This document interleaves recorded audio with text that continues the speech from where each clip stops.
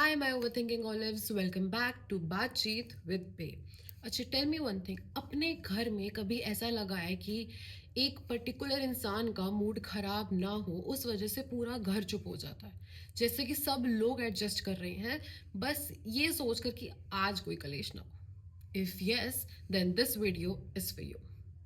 तो अक्सर घर में एक ऐसा इंसान ज़रूर होता है जिसके हिसाब से पूरे घर का मूड चलता है। अगर वो खुश है तो सब लोग खुश होने चाहिए, अगर वो दुखी है तो सब लोग दुखी, अगर इरिटेटेड है, अपसेट है, मूड ऑफ है, जो भी है, तो उसके अकॉर्डिंग पूरा घर एडजस्ट करता है। पूरा घर बेसिकली साइलेंट हो जाता है। कोई खुल के बात नहीं कर पाता, कोई अपनी फीलिंग्स नहीं रख पाता। बस सबके दिमाग में एक यही चीज़ होती है कि बस इसको बुरा ना लगे, शांति बनी रहे घर में। क्योंकि सबको पता है कि कुछ बोल दिया तो ड्रामा होगा, कलेश होगा, बात उल्टी ही घूम जाएगी और एंड में वही इंसान विक्टिम प्ले करना शुरू कर देगा। इसलिए घर में सब लोग हाई अलर्ट पे रहते हैं, कैसे बोलना है, कब बोलना है, किस टोन में बोलना है, सब कुछ कैलकुलेटेड है। और धीरे धीरे हम इस एडजस्ट करने को ही नॉर्मल समझ लेते हैं। अपनी बाउंड्रीज, नीड्स, इमोशंस, फीलिंग्स सबको साइड रख के सब सप्रेस हो जाती हैं और बस एक यही दिमाग में रह जाता है कि बस घर में शांति बनी रहे। इससे भी ज्यादा अनोइंग एंड इम्पोर्टेंट बात, फैमिली वालों पे ट्रस्ट ही नहीं है। लेकिन अगर वही बात कोई बाहर वाला बोल दे तो तुरंत मान लेते हैं, क्योंकि फैमिली जब कुछ बोल रही है तो पर्सनल अटैक हो रहा है, लेकिन अगर वही बात बाहर वाला बोल रहा है तो एडवाइस है। तो बाकी घर के लोग क्या सोचते हैं कि हम कुछ भी बोलेंगे हमें समझा तो जाएगा नहीं, तो रह नहीं देते, चुप ही हो जाते हैं, इससे बेटर। इसका इम्पैक्ट, असर हमारी फैमिली पे बहुत ज़्यादा डीप होता है, गहरा होता है।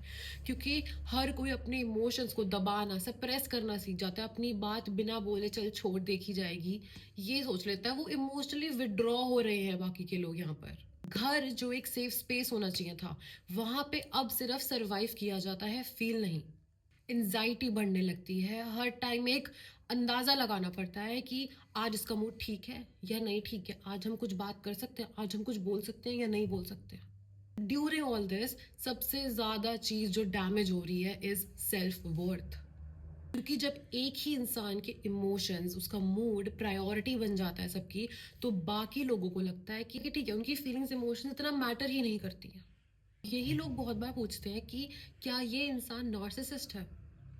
अब इसका जवाब ये है कि डेफिनेटली हमें इस बिहेवियर में नार्सिसिस्टिक ट्रेट्स दिख रहे हैं, लेकिन हम यहाँ पे किसी को लेबल करने नहीं आया, हम यहाँ पे उसका बिहेवियर और उसका इम्पैक्ट समझने आए हैं। बिना डायग्नोस किए हम इस बिहेवियर को कह सकते हैं कि ये emotionally immature, dominant and unsafe behaviour है, जहाँ इंसान अपने मूड्स के अकॉर्डिंग, अपने इमोशंस के अकॉर्डिंग पूरा घर कंट्रोल कर रहा है।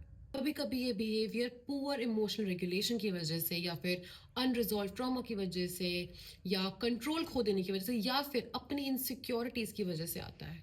बट ये एक्सप्लेनेशन है उस बिहेवियर की, कोई एक्सक्यूज नहीं है। हमारा असली फोकस इस चीज पे होना चाहिए कि क्या हमारे घर के अंदर एक ऐसा इंसान होना चाहिए जिसके मूड के अकॉर्डिंग पूरा घर कंट्रोल हो रहा है। क्या ये नॉर्मल है कि बाकी के सब लोग हमेशा एक्शेल्स पे चले, या फिर घर में शांति सिर्फ इसलिए हो क्योंकि कोई कुछ बोल ही नहीं रहा है। तो हमें उस इंसान को लेबल करना इंपॉर्टेंट नहीं है, उसका असर हमारे ऊपर समझना वो ज्यादा इंपॉर्टेंट है।